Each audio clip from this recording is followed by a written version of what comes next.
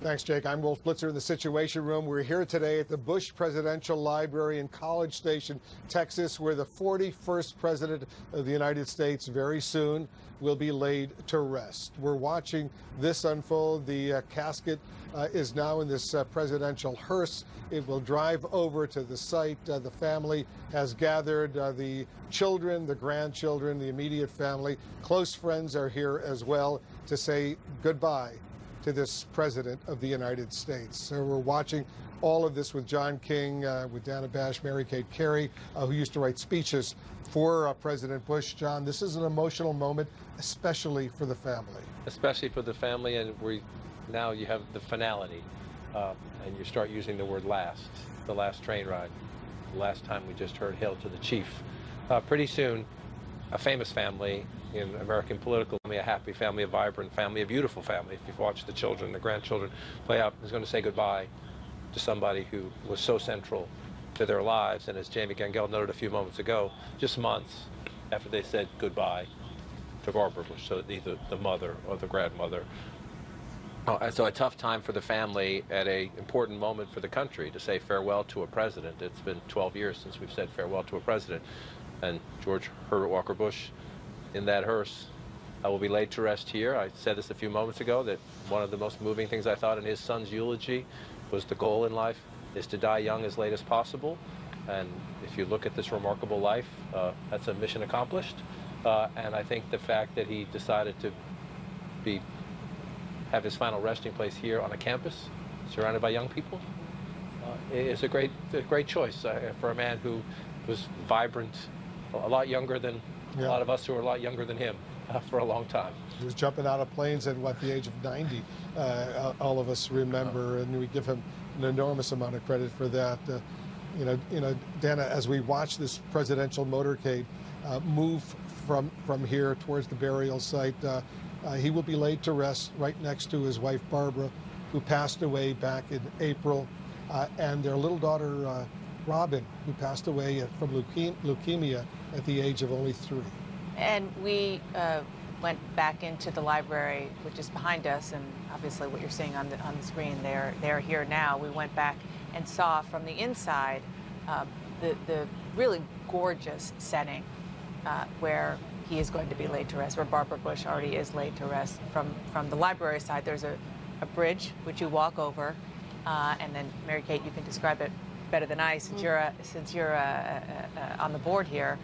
But just even you can see the calm, and you can feel the peaceful, frankly idyllic surroundings, and it's obvious that this is the way that they wanted it.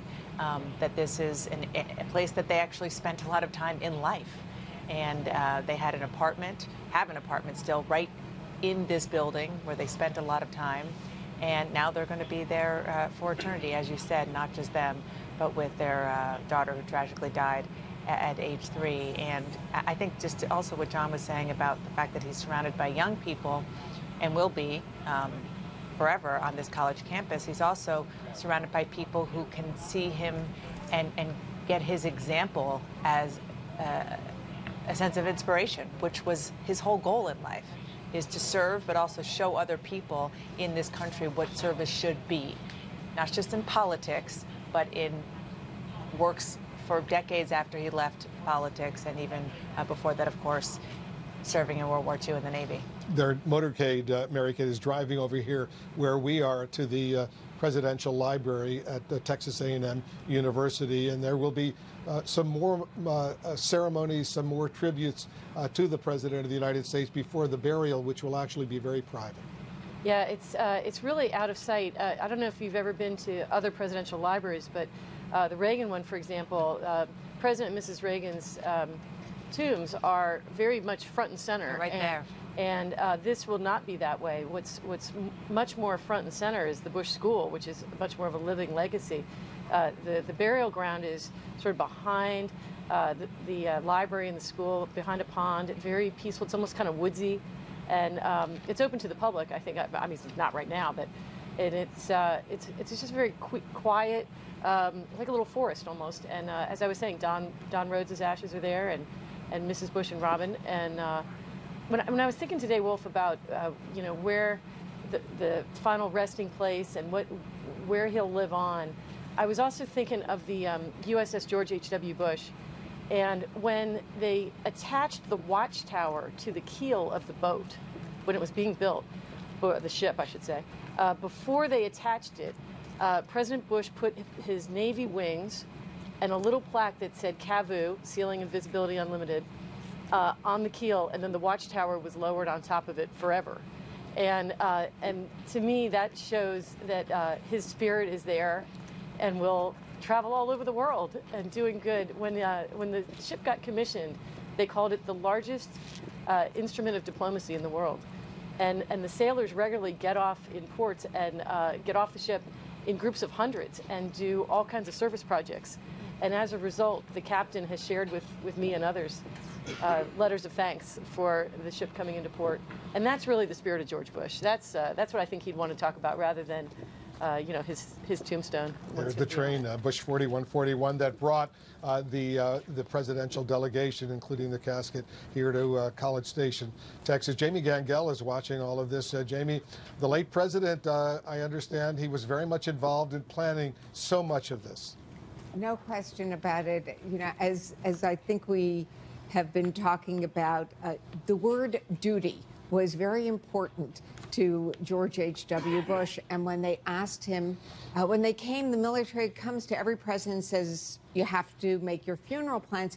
He really didn't want to have anything to do with it. And then they told him it was his duty to do it. And so he really got involved, did it. He planned every step, including what the family would eat on that train ride. He picked the menu. He wanted it to be special things. And he also wanted to make sure that certain groups that were important to him were recognized. As we've seen with the honorary pallbearers, it started with the Secret Service agents who literally, they weren't just honorary, they carried his casket out. Then the captains and commanding officers of the USS George H.W. Bush that Mary Kate was just talking about, and in Houston, his grandsons. And his Secret Service, they're still with him. The follow-up car was behind the hearse, and his Secret Service detail will remain with him until he is interred. And I'm not sure if we'll see pictures of this plaque above the library, but Mary Kate Carey, who's on the board there, can tell you that it says any definition of a successful life must include serving others. And I think that really sums up all of the tributes that we've seen this past week. No. The presidential hearse, Jamie, is now approaching where we are here at the Presidential Library in College Station, Texas, at Texas A&M University. The delegation getting closer and closer, the motorcade making its way, and so many of these cadets now, they're at attention, they're paying respect, they're paying their respect to the 41st President of the United States. There will be a lot of honor and tribute in these final minutes before that casket is taken for its final resting place here at the university. I interrupted you, Jamie, but go ahead and give us some more thoughts. I just wanted to talk a little bit about what we're not going to see when the family goes over the footbridge for the final goodbye. I think we have to, you can't say often enough, yes, this country is burying a president, but this family, these 5 children, 17 grandchildren, 8 grandchildren, they're burying their father, their grandfather, their great-grandfather. And the family has lost both parents within 7 months. I think this is going to be a very difficult time. You remember those pictures not too long ago of the family for Barbara Bush's burial with former President George W. Bush pushing his father's wheelchair, and now both parents are gone. And when that flag that we've been seeing on the casket all week, that will be folded up and that will be handed to his daughter, Doro Bush Cook. And I'm told that the marker is a very simple one, similar to what you would see at Arlington National Cemetery. But, you know, the family held it together all week. Sometimes they cried. This afternoon, I think this morning in Houston,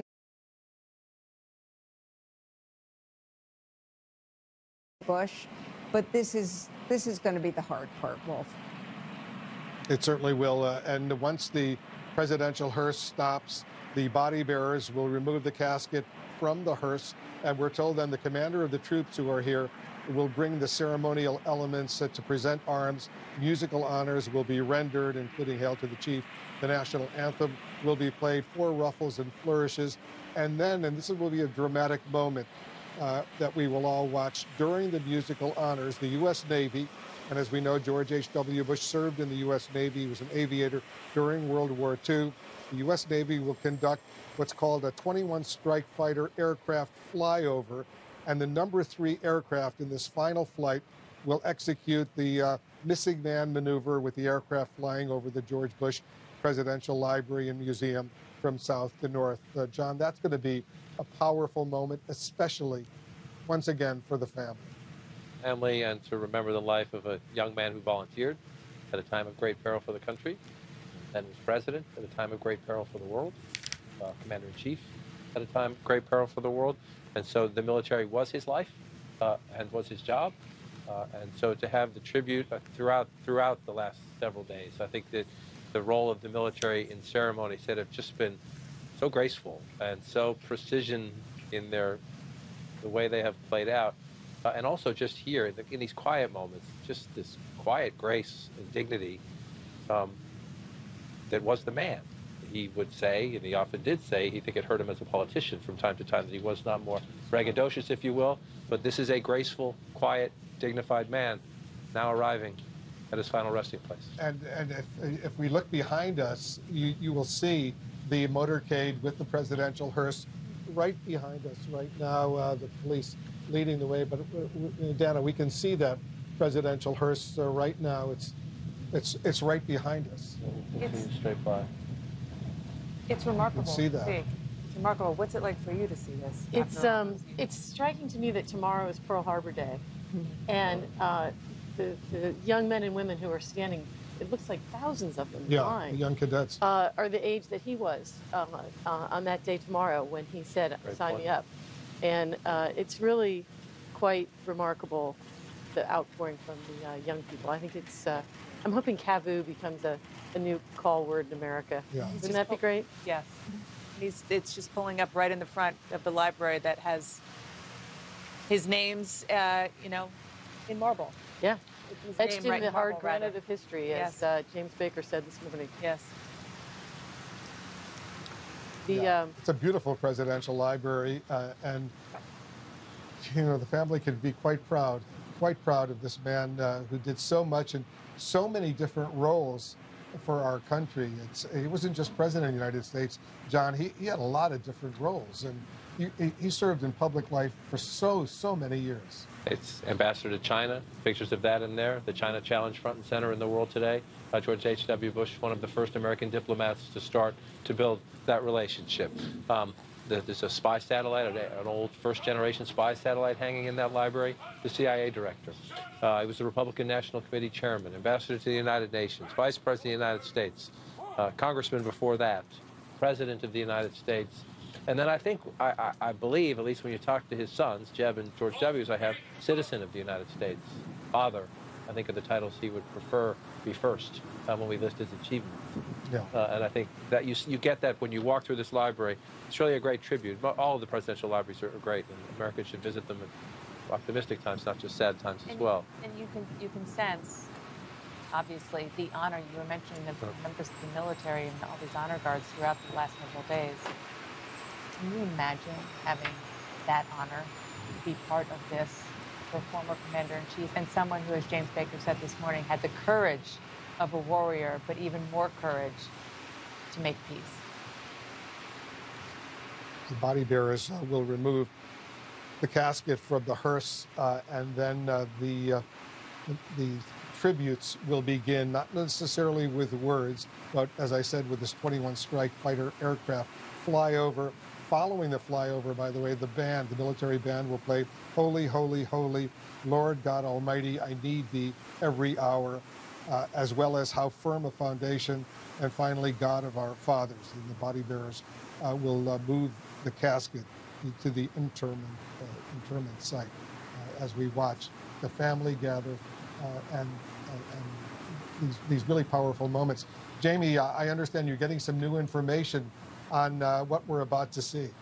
So just to add, even though it's going to be a very simple marker, gravesite marker, which we're not going to see today because it's over this footpath in the back, as Mary Kate Carey described, in a private place, I am told that President Bush wanted two things to be on that marker: his number from the Navy, which makes complete sense, and the other thing will make complete sense too, the words, quote, "He loved Barbara very much."